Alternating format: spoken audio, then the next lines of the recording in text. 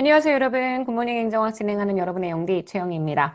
자, 25년 지방직 7급, 우리 오늘은 5번부터 8번까지의 문제 풀어볼 거고요. 어제 풀어봤던 문제들보다는 조금 수월했던 문제들로 구성이 되어 있는 파트입니다. 하지만 애자일 조직, 굉장히 난감한 그런 주제가 출제가 되어서요. 많은 수험생들이 참 힘들어 했었는데 이미 제가 국가직 모의고사, 지방직 모의고사에 다 애자일 조직을 반영을 했기 때문에 이제는 문제에 어떻게 접근해야 하는지 알고 계실 겁니다. 시험장에서 진짜 모르는 내용 나왔을 때 당황해하지 마시고 최대한 문제를 풀 수 있는 방법들을 연습해 주시고 그걸 위한 행정학적 사고력을 저하고 엄청 많이 단련했잖아요. 그걸 통해서 여러분들이 잘 구현해 주시면 됩니다. 자, 그러면 가볼까요? 자, 5번입니다. 베버의 이념형 관료제에 부합하지 않는 것. 베버가 생각하는 이념형 관료제는 문서, 규칙, 우리가 보통 합법적인 규범에 의해서 지배되는 근대적인 관료제를 설명하게 된다. 이렇게 얘기할 수 있죠.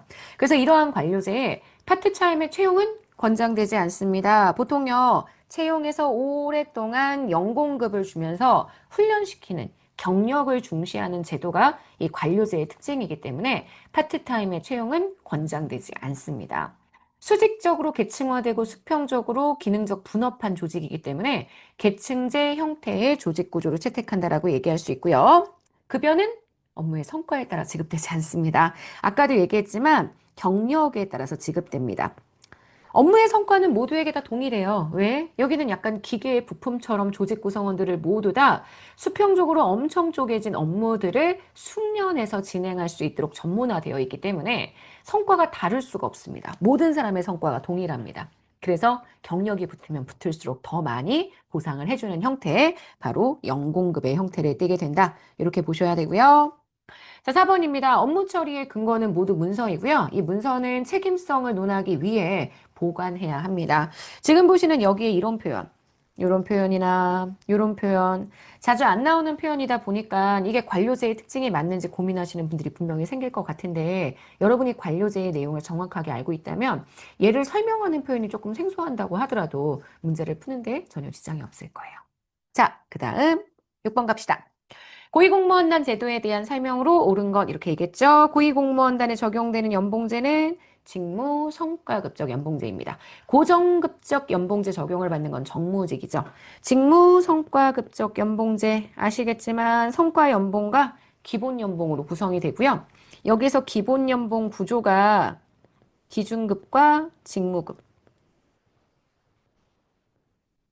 그래서 이 직무 등급에 따라서 기본 연봉이 좀 달라진다는 점 때문에 직무 성과급적 연봉제로 별도 얘기하고요. 요 기본 연봉 그리고 플러스 성과 연봉 요게 직무 성과급적 연봉제의 연봉 구성 방식입니다.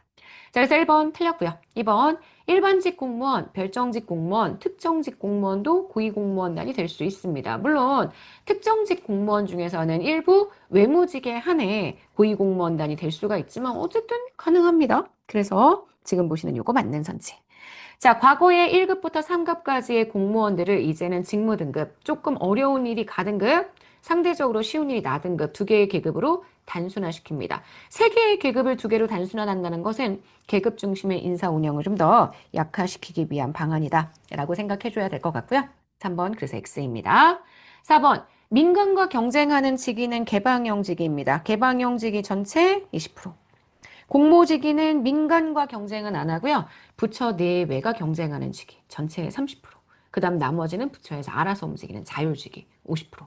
그래서 이렇게 일정 비율을 충원하게 만들면서 공직 개방성을 제고하는 건 맞는데 민간과 경쟁하는 공모직이 아니라 개방형 직위이기 때문에 틀린 선지가 됩니다. 그래서 6번 요거 현재 문제의 정답이 되는 옳은 선지는 2번입니다. 자, 그러면 7번 갈게요. 자, 신제도주의는 여러분들이 항상 어려워하시는 주제입니다. 그 어려워하는 주제 내용을 한번 쭉 정리해 보기 위해서 문제를 골라봤고요. 자, 신제도주의에 대한 설명으로 옳지 않은 것. 사회학적 제도주의에서 제도는 개인의 행동을 제약하는 게임 규칙 역할을 하며 개인이 자기의 온전한 의도로 제도를 만들거나 변화시킬 수 있다라고 얘기를 했는데 이거는 사실 사회학적 신제도주의가 아니라 합리적 선택의 신제도주의.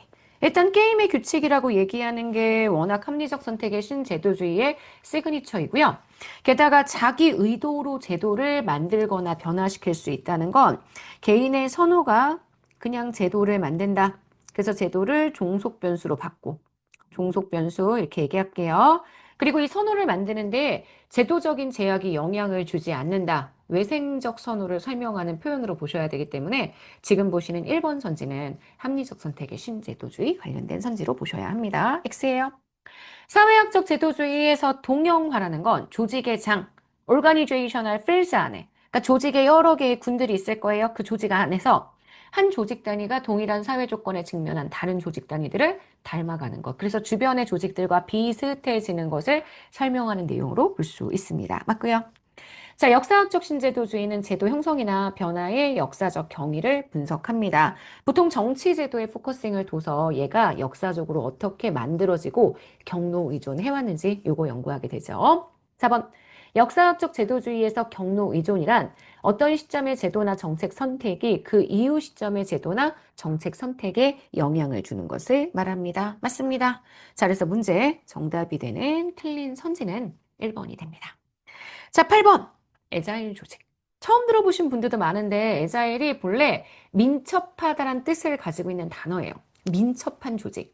제가 수업 중에 많이 말씀드렸지만 탈관료제는 조직 유형이 정말 어마무시하게 너무너무 많기 때문에 정말 여러분들이 한 번도 들어보지 않은 특이한 형태의 조직이 나올 수 있다고 했습니다. 그래서 이음매 없는 조직, 린넨이라는 사람이 주장했던 조직이나 이 에자일 조직 다 탈관료제의 조직 유형으로 문제에 출제가 되었던 내용들인데요.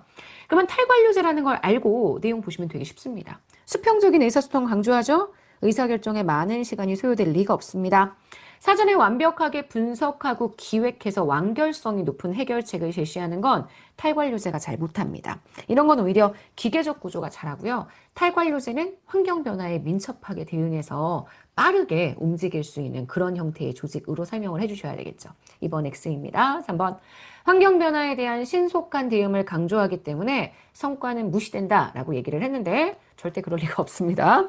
성과를 강조하기 때문에 환경 변화에 대한 신속한 대응을 강조하게 되죠. 4번입니다. 한 조직으로 결합하였다가 해체되어서 다른 조직으로 재조직화되는 과정을 반복합니다. 빠르게 흩어지고 다시 빠르게 뭉치고 그래서 변화하는 환경에 빠르게 대처할 수 있게 구성된 조직이 바로 에자일 조직. 그래서 탈관료제의 특징을 중심으로 생각하고 문제를 풀어주시면 문제의 1번이나 2번이나 3번이 답이 될 수 없는 선지라는 게 너무 확실하게 보이지 않나요? 그래서 문제의 정답은 4번. 이렇게 풀어주시는 겁니다. 자, 여기까지 해서 우리 오늘 굿모닝 행정학 마무리하도록 하겠습니다. 다시 할만하죠? 네, 여러분들이 국가제까지 열심히 공부하셨던 내용이 있기 때문에 이 지방직도 다시 이렇게 붐업하려면 조금만 에너지 들이시면 됩니다. 잘 할 수 있으니까 우리 힘내서 최선 다해보자고요. 자, 여기까지 해서 우리 오늘 마무리하도록 하겠습니다. 여러분, 오늘 하루 정말 여러분 거고요. 내일 아침에 만날게요. 여러분, 안녕.